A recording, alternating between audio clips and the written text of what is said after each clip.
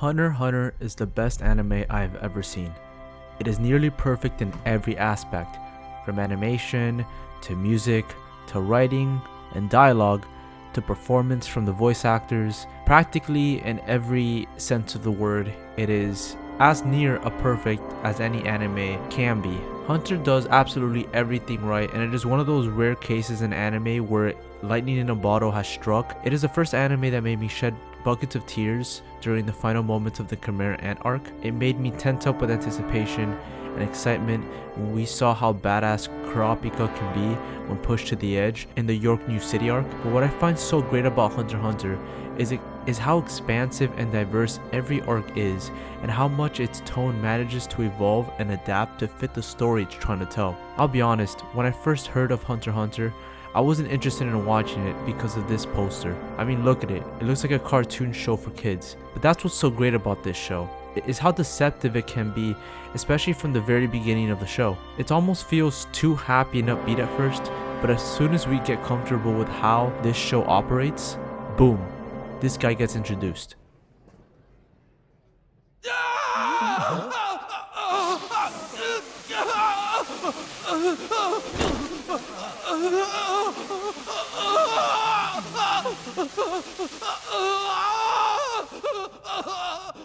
My, how unusual. Seems this poor man's arms have turned into flower petals.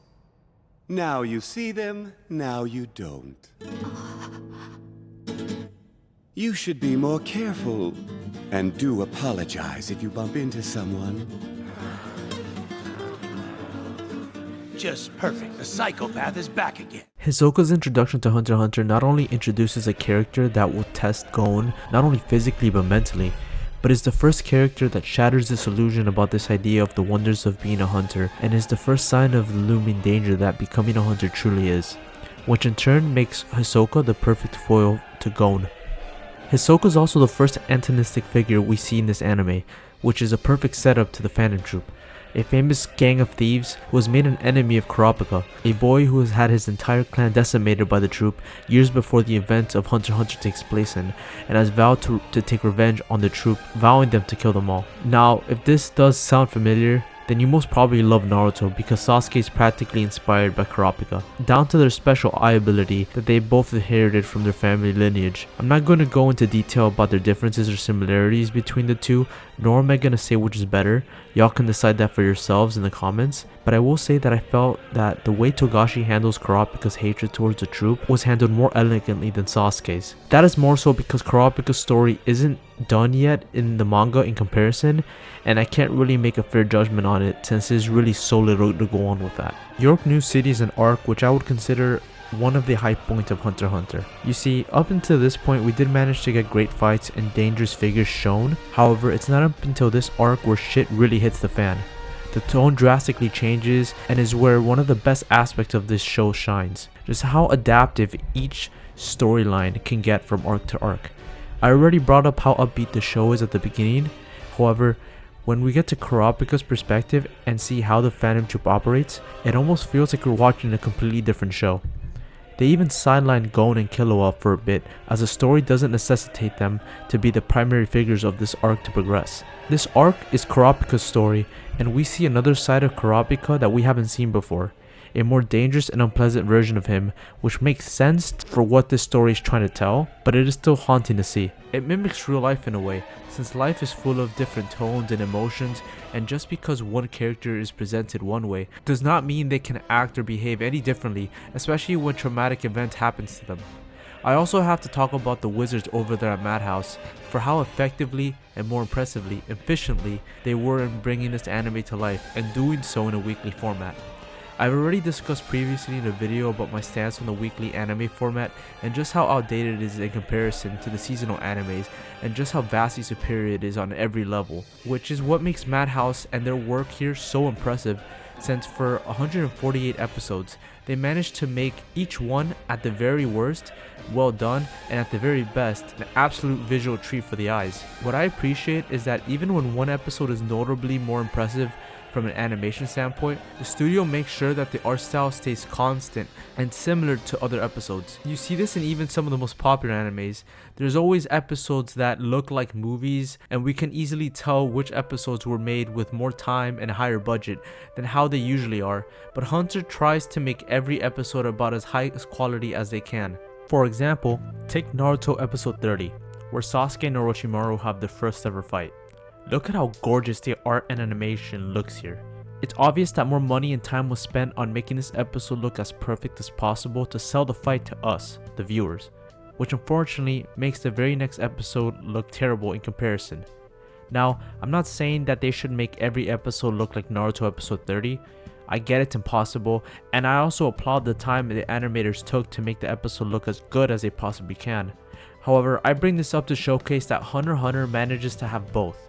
It has episodes where the animators clearly look like they took their time in perfecting a certain action set piece or moment, but it was never at the cost of the other episodes looking noticeably lackluster in comparison.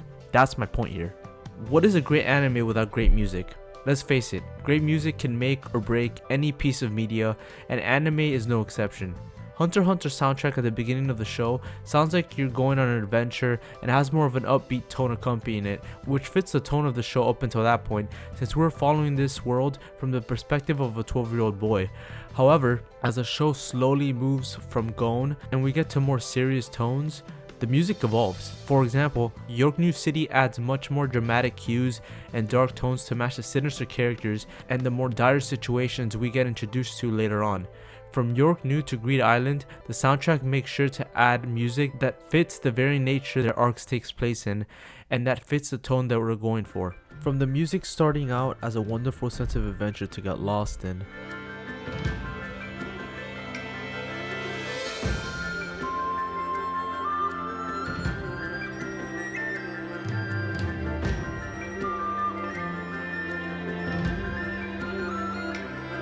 to this soft and elegant piece where it perfectly captures the essence of friendship between Gon and Killua that's been established.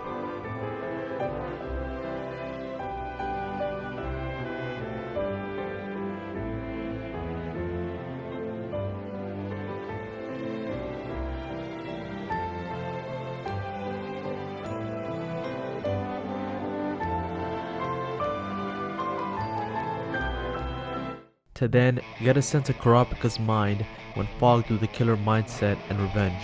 The use of the piano and electric guitar here is absolutely brilliant.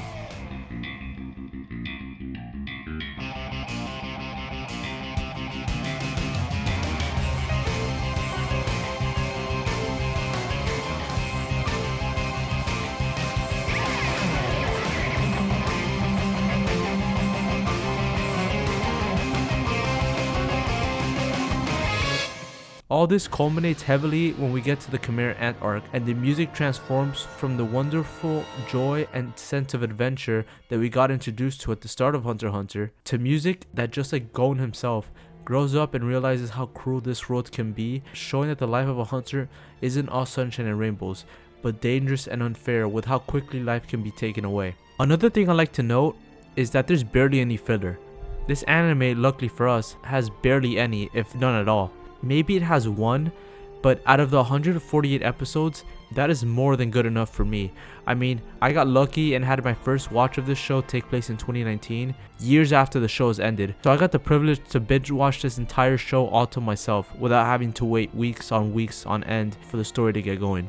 So pacing is one aspect I usually notice when it comes to weekly animes, and just how effective they can be when it comes to keeping the audience invested in the story the creators are trying to tell. Pacing, in my opinion, can make or break any piece of media.